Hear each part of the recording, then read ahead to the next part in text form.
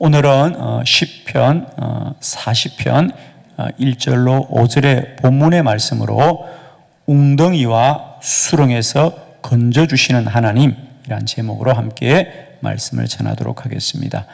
오늘 본문 시편은 우리 성경에 나오는 사무엘하 15장을 그 배경으로 하고 있습니다. 사무엘하 15장은 다윗 왕이 그의 아들 압살롬이 반란을 일으켜서 감난산으로 도망가는 이야기가 그곳에 기록되어 있습니다. 한 나라의 왕이 원수들로부터 쫓겨나도 참으로 괴롭고 고통스러운 일인데, 그 반란을 일으킨 당사자가 다른 사람이 아니고 자신의 아들입니다. 그러니까 그는 왕의 자리를 잃은 것이 아니라 아버지로서 쫓겨나는 것이 되는 거죠. 그러니까 정말 그 마음의 고통은 얼마나 크겠습니까? 그런데 우리가 잘 아는 대로 그 압살롬의 반란은 결국 하나님이 막으셔서 실패로 돌아가고 다윗 왕은 다시 궁전으로 돌아가게 됩니다. 그래서 오늘 이 본문의 2절에 다윗이 고백하는 바대로 하나님이 내게 은혜를 베푸시되 나를 기가 막힐 웅덩이와 수렁에서 끌어올려 주시고 내 발을 반석 위에 두십니다. 여기서 기가 막힐 웅덩이를 표준 세번역에는 절망의 구덩이 그랬어요. 절망의 구덩이. 그렇지 않겠습니까? 다른 사람이 일으킨 반란도 아니고 자신이 사랑으로 키운 아들입니다. 모든 사랑을 두어도 아깝지 않았는데 그 아들이 아버지에게 반란을 일으켜서 쫓겨가는 그 아비의 심정이 어떻겠어요? 오늘 시편 40편의 고백 그대로입니다. 기가 막힐 웅덩이구나. 그러나 하나님은 사람으로는 다 이해할 수 없고 받아들일 수 없는 절망 가운데 있을지라도 하나님은 우리를 건져주시고 수렁에서 건져주시고 나를 더욱더 반듯한 반석 위에 서게 하시는구나. 다윗 왕은 이스라엘의 많은 왕 중에서도 가장 훌륭한 왕이었지요. 우리는 그의 삶을 알듯이 그는 참 하나님 앞에 온전하게 쓰임받은 귀한 인생이었는데, 그런 다윗의 인생도 다윗이 온전하고 완전해서가 아니라 그가 살아가는 삶의 현실은 고백하는 바대로 기가 막힐 웅덩이와 수렁 속에 빠진 것 같은 절망과 또 삶의 많은 고난 가운데 있을지라도 오직 하나님만이 이 웅덩이와 수렁에서 나를 건져 주셨습니다. 그리고 이런 하나님의 구원은 한 번이 아니라는 거지요. 여러분, 여기 오늘 본문의 마지막 절 5절을 한번 보시겠습니까? 여호와 나의 하나님이여 주께서 행하신 기적이 많고 우리를 향하신 주의 생각도 많아 누구도 주와 견질 수가 없나이다. 내가 널리 알려 말하고자 하나 너무 많아 그 수를 셀 수도 없나이다. 그래요. 이런 기가 막힐 웅덩이와 수렁에서 나를 건지신 하나님의 이야기, 그 기적, 주께서 행하신 기적은 아주 많고 너무도 많아 그 수를 셀 수도 없나이다. 그렇습니다. 다윗 왕 그는 그가 완전하고 온전해서 그 삶을 잘 사는 것이 아니라 완전하신 하나님이 그를 건져주시고 구원하셔서 그의 한 생애를 복되게 한 줄을 믿습니다. 오늘 저는 다윗이 그 주의 행하신 기적이 너무 많고 너무 많아 그 수를 다 셀 수도 없다고 하는 그 하나님이 행하신 웅덩이와 수렁에서 구원하시고 건지신 하나님의 이야기를 여러분과 함께 나누면서 오늘도 내 삶의 현실이 기가 막힐 웅덩이 같이 보이고 절망의 구덩이 같이 보일지라도 여전히 우리를 기적적인 방법으로 구원하시고 건지시는 하나님을 소망하는 은혜가 저와 여러분 가운데 있기를 축원합니다. 자, 여러분 주보를 보시면서 다윗이 고백한 대로 하나님이 행하신 일이 그 수를 헤아릴 수 없다고 했는데 그 중에서 4가지 이야기들만 함께 나누도록 합니다. 첫 번째 이야기입니다. 마음이 찔렸습니다. 그래요. 사무엘상 24장 5절로 6절을 교독합니다. 5절, 그리한 후에 사울의 옷자락 뱀으로 말미암아 다윗의 마음이 찔려 자기 사람들에게 이르되 내가 손을 들어 여호와의 기름 부음을 받은 내 주를 치는 것은 여호와께서 금하시는 것이니 그는 여호와의 기름 부음을 받은 자가 됨이니라 하고. 아멘. 다윗은 사울 왕으로부터 10년 넘게 쫓겨서 광야를 전전하고 있었습니다. 대략 그 시간이 한 14년쯤 되는 것 같습니다. 그 어느 날 다윗이 엔겐디라고 하는 광야에서 몸을 숨기고 있던 어느 날 사울이 그날도 군사를 3,000명이나 데리고 다윗을 잡으러 왔습니다.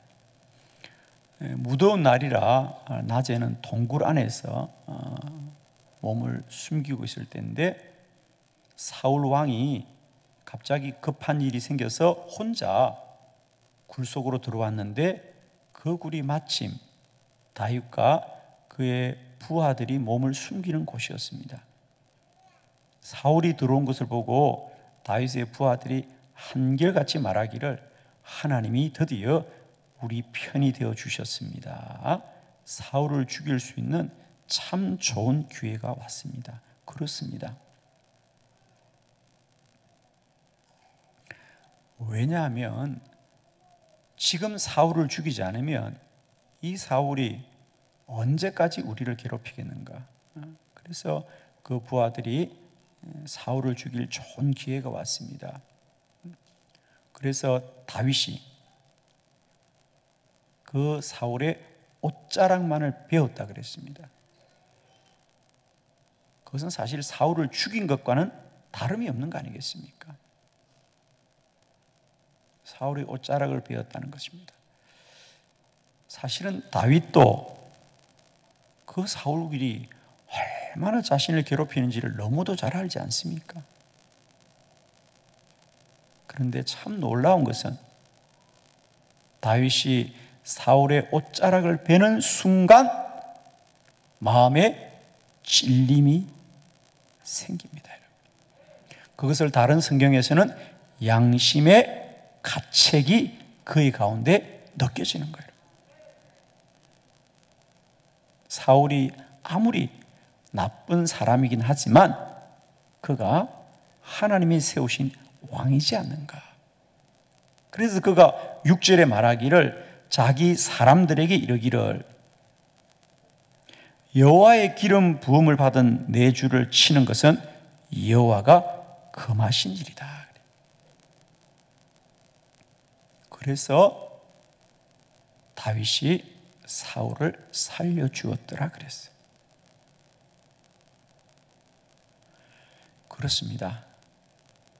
만일 다윗이 그때 자신이 할 수 있는 바대로 사울을 죽였다면 과연 오늘날의 다윗 왕이 우리에게 전하여질 수 있을까요? 왕 중의 왕이라고 말할 수 있을까요? 아마 그때 다윗이 당장 눈앞에 보이는 현실 때문에 사울 왕을 죽였다면 다윗은 우리에게 훌륭한 왕으로 기억되기보다는 왕을 죽인 살인자로 기억되겠죠? 그렇습니다. 그렇습니다. 성경이 하고 싶은 말은 다윗과 사람들은 온전하지 않습니다. 원수를 보면 원수 갖고 싶고 나를 괴롭히는 자는 대적하고 싶은 것이 누구나 사람의 마음입니다. 그런데 그런 다윗에게 하나님이 그 마음에 찔림을 주어서 그의 불의함을 막아 주신 겁니다.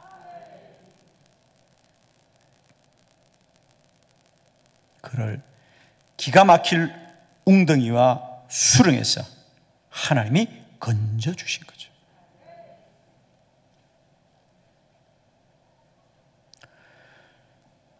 사람은 아무도 그 자신이 완전하거나 의로울 수가 없습니다, 여러분. 누구나 원수에게 원수 갖고 싶고 나를 해하는 자에게 나도 대적하고 싶은 것이 사람의 마음이죠. 그러나 그런 사람의 마음을 양심의 가책을 통하여 깨닫게 하시는 분은 하나님이시죠.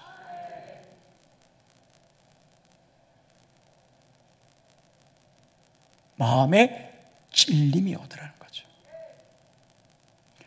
사랑하는 성도 여러분, 우리는 완전하지 않아 우리의 소견대로 행할지라도 내게 마음에 찔림이 있다면 그것은 하나님의 뜻인 줄로 깨닫기를 바랍니다.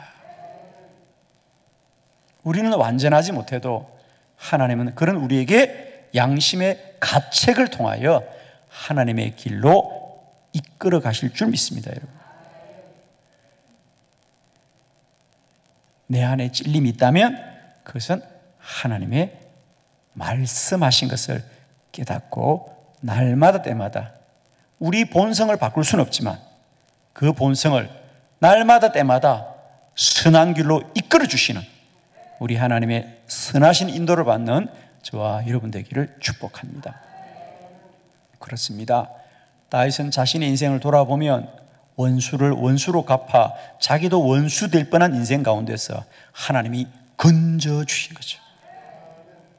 마음의 찔림을 통하여 건져 주신 거더라. 오늘도 우리 안에 마음에 찔림을 주는 주님을 찬양합니다. 깨닫게 하시는 주님, 양심의 가책을 통하여 알게 하시는 주님을 찬양합니다. 두 번째, 다윗을 그냥 두지 않으시고 웅덩이와 수렁에서 건지신 주님은 악한 일을 하지 않게 하였습니다. 사무엘상 25장 39절을 다 같이 합독합니다. 시작. 나발이 죽었다 함을 다윗이 듣고 이르되 나발에게 당한 나의 모욕을 갚아주사 종으로 악한 일을 하지 않게 하신 여호와를 찬송할지로다. 여호와께서 나발의 악행을 그의 머리에 돌리셨도다 하니라. 다윗이 아비가일을 자기 아내로 삼으려고 사람을 보내어 그에게 말하게 하매. 아멘. 이제 이 광야를 떠도는 다윗의 가장 큰 문제는 그와 그를 따르는 그 부하들을 먹이고 또 지키는 일입니다. 그 당시 대략 다윗을 따르던 부하들이 남자만 600명이니까 그 가족까지 하면 꽤 많은 사람들이죠. 그래서 다윗이 했던 일 중에 하나가 그 광야에서 양을 치던 사람들을 돌보아주고 그들로부터 양식을 얻어 사는 일이었죠. 그 중에 오늘 나발에 관한 이야기입니다. 나발이란 사람이 있었는데 평소에 다윗이 그를 돌보아 주었습니다. 이제 그리고 그가 양의 털을 깎을 때가 되었다 그랬죠. 그래서 나발이 양의 털을 깎는다는 소식을 들었습니다. 자, 양을 키우는 사람들에게서 양의 털을 깎는다는 얘기는 수확을 하는 때입니다. 그죠? 수확을 하는 때. 마치 농사를 짓는 이들이 가을에 추수를 하는 것과 같은 것이죠. 이제 그가 양의 털을 깎으면 그것을 수확으로 삼기 때문에 주변의 사람들에게 잔치도 베풀고 기쁨을 나눕니다. 그래서 다윗도 당연히 그동안 자신의 부하들이 나발을 지켜주었기 때문에 나발에게 사람을 보내서 우리에게도 양식을 좀 달라고 그렇게 부탁을 했습니다. 나발이 거절을 합니다. 그죠? 그러자 우리 성경에 보면 그 말을 들은 다윗이 부하들을 다 일어나게 해서 칼을 차라고 합니다. 그 길로 가서 이제 나발을 죽일 요량이지요. 그런데 그 소식을 나발의 아내 아비가일이 듣게 됩니다. 이 현명한 여인 아비가일은 남편의 그 잘못을 대신해서 본인이 급히 음식을 준비하고 다윗이 오는 길목을 지키고 있다가 남편을 대신해서 다윗에게 용서를 구합니다. 그래서 다윗이 나발을 살려주지요. 물론 나중에 나발이 스스로 죽긴 합니다만, 그러면서 다윗이 오늘 고백하기를, 오늘 아비가일이 내게 와서 용서를 구하고 내가 나발을 치지 않은 것, 그것은 사람이 한 일이 아니라 오늘 성경 그대로입니다. 뭐라고요? 악한 일을 하지 않게 하신 여호와를 찬송할지다. 다윗도 아는 거지요. 내가 이 나발을 죽이는 것이 악한 일인 걸 압니다. 그런데 하나님이 그의 악함 행하는 것을 하나님이 막아주셨구나. 그래서 다윗은 그것을 아비가일이 했다고 하지 않고 여호와께서 나의 악함을 막아주셨구나. 여러분, 사람이 사람을 죽인다는 게 얼마나 기가 막힌 일입니까? 그러나 돌아보면 다윗도 사람인지라 자신에게 서운하고 자신을 없이 여기는 사람에게는 다윗도 인간적으로 반응할 수밖에 없는 연약한 사람이지만, 그런 다윗의 연약함을 연약함대로 버려두지 않으시고 그의 악함을 막아주시는 하나님을 내가 찬양한다. 종으로 악한 일을 하지 않게 하시는 여호와를 찬송할지라. 나를 웅덩이와 수렁에서 건지셔서 반석 위에 서게 하시는 하나님을 찬송합니다. 세 번째, 다윗의 인생 가운데 나를 건져주신 하나님, 블레셋 사람의 땅으로 돌아갔습니다. 사무엘상 29장 11절을 다 같이 합독합니다. 시작. 이에 다윗이 자기 사람들과 더불어 아침에 일찍이 일어나서 떠나 블레셋 사람들의 땅으로 돌아가고 블레셋 사람들은 이스라엘로 올라가니라. 아멘. 다윗이 이 광야에서 그들의 생계를 이어가던 방법이 이런 목동들을 돌보아 주거나, 또 한편으로는 다른 족속들에게 전쟁이 일어나면 자신의 부하들을 데리고 그 전쟁에 관여해서 또 양식을 얻곤 하였습니다.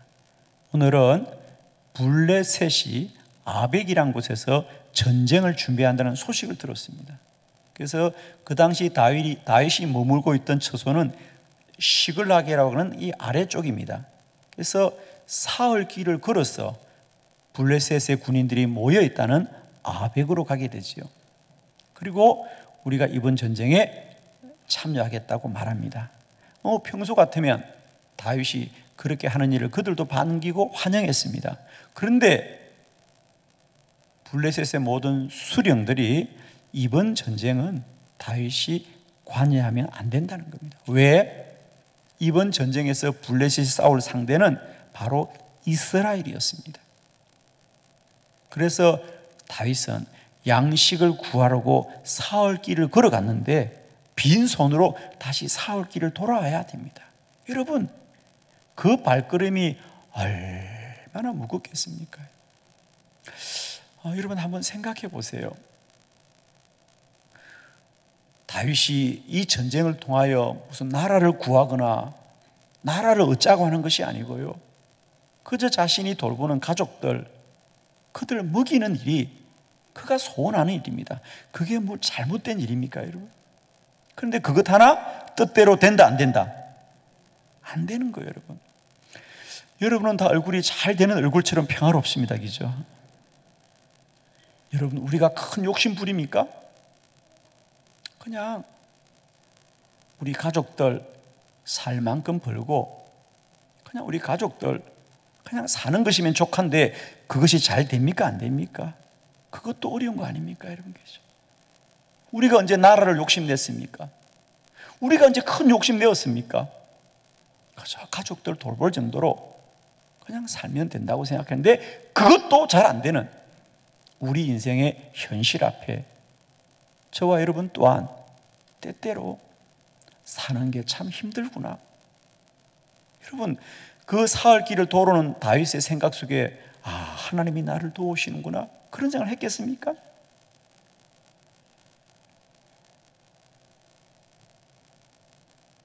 때때로 내 인생이 내 뜻대로 안 되고 내가 소원하고 바라는 것이 대단한 것도 아닌 것을 그것조차 되지 않은 현실 앞에서 우리는 많은 물음들을 가지고 살아갑니다.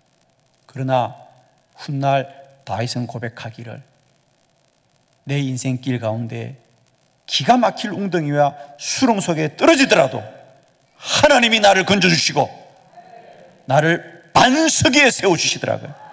나는 넘어지고 떨어질지라도 나를 반석 위에 세워주시는 분은 세상과 사람이 아니라 하나님이더라는 거죠.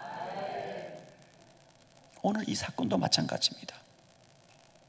다윗은 참 인생이 힘들구나, 사는 게 참 힘들구나, 왜 내 인생이 이렇게 힘들까?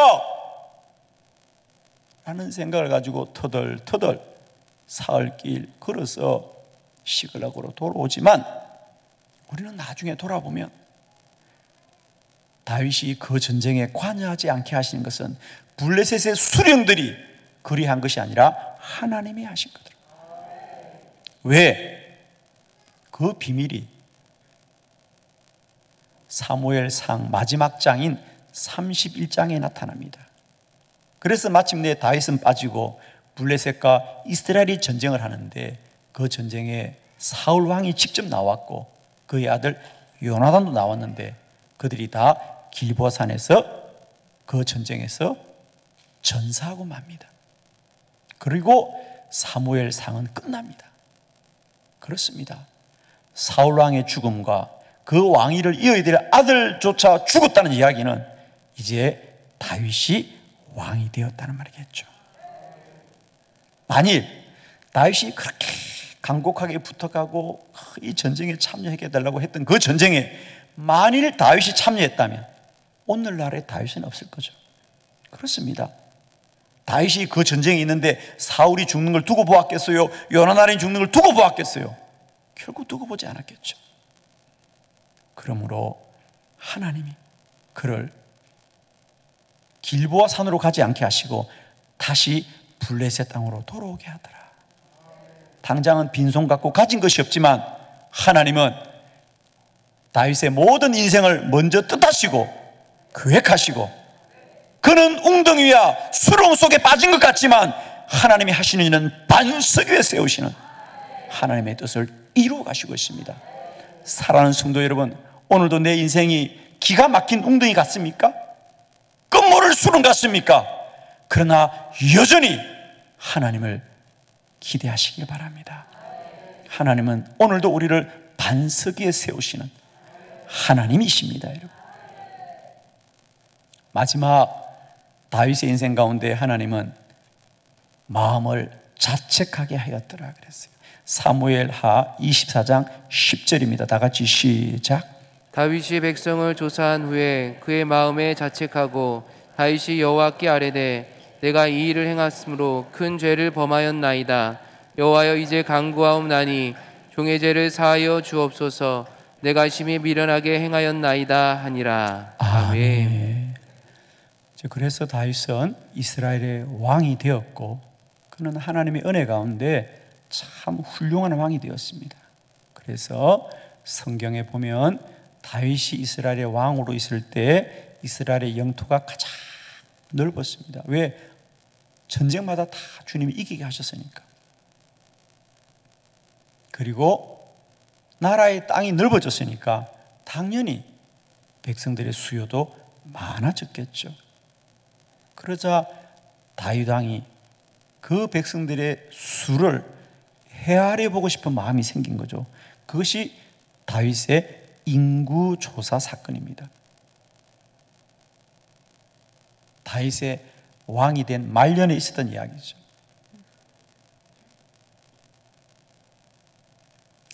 그가 나라의 백성들의 수요를 세는 것이 무슨 문제이겠습니까마는 하나님이 염려한 것은 그것으로 인하여 다윗이 교만하여질까 염려하셨다는 거죠. 그렇습니다. 사람은 연약할 수도 있고 교만할 수도 있습니다. 약한 것도 시험이지만 강한 것도 시험입니다. 그러나 우리 하나님은 약할 때는 건져주시고 강할 때는 무릎 꿇게 하여 주시어서 우리를 반석에 세우시더라. 오늘 다윗이 내가 얼마나 나라를 부강하게 하시는가, 내 아래 백성들이 얼마나 되는가를 세고 싶은 유혹이 있었고 그는 그 유혹대로 인구를 조사했더라. 그래서 오늘 10절에 보면 다윗이 백성을 조사한 후에 그의 마음이 기쁘고 즐거웠던 것이 아니라 마음에 자책하더라. 왜 하고 싶은 대로 했는데, 그리고 이 나라가 이렇게 커진 것을 알았는데 왜 기쁨이 없었을까? 그렇습니다. 내가 행할 바를 내가 행하지만 그 마음의 주인은 하나님이에요. 여러분. 그 마음의 주인은 하나님이에요. 여러분 꼭 기억하십시오. 돈을 벌 수는 있지만은 그 돈이 내게 기쁨이 되거나 슬픔이 되는 것을 정하시는 분은 하나님이에요. 여러분. 우리가 돈은 벌 수 있죠. 도둑질 할 수도 있죠. 소유는 할 수 있지만은 소유한 자의 마음을 지키는 이는 하나님이셔요. 하나님이 기쁨을 주지 않는데 행복할 자가 그 누가 있으며, 하나님이 그 마음에 고통을 주는데 기뻐할 자가 누가 있습니까? 여러분. 오늘 다윗, 그는 그의 행할 바를 행합니다. 큰 기쁨이 있을 줄 알았지요. 그런데 이게 웬일입니까? 자기의 생각대로 온 나라의 백성의 수요를 세어보니 과연 나라가 이렇게 부강한 적이 없고 백성의 수요가 이렇게 많은 적이 없는데 중요한 건 그 마음에 기쁨이 없는 겁니다. 그 마음을 자책하더라, 후회하더라 그랬습니다. 그리고 다윗이 하나님 앞에 회개하게 됩니다. 하나님이 그 일로 3일 만에 백성이 7만 명이나 죽게 하는 겁니다. 이게 무슨 말씀입니까? 다윗, 네가 너의 나라를 부강하고 백성을 많게 했다고 네가 10년 20년 한 거 나는 3일이면 다 거둔다. 3일 만에 7만 명이 죽습니다. 다윗이 철저하게 하나님 앞에 회개하여 그가 다시 죽게 바로 서게 되었다고 성경은 기록하고 있습니다. 여러분 그렇습니다. 인간은 지극히 연약하기도 하고 인간은 지극히 교만하기도 한데 그 모든 웅덩이와 수렁에서 건지시는 분은 여호와 하나님이시다. 그래서 오늘 다윗은 고백합니다. 내가 여호와를 기다리고 기다렸더니 여호와가 내게 귀를 기울이시사 나의 부르짖음을 들으셨도다. 오늘도 기가 막힐 웅덩이와 수렁 속에 있을지라도 더욱더 여호와를 기다리고 기다림으로 말미암아 여호와의 구원으로 우리의 발걸음이 반석에 세워지는 더 큰 은혜를 누리는 저와 여러분 되시기를 그리스도 예수 이름으로 축원합니다. 기도드리겠습니다.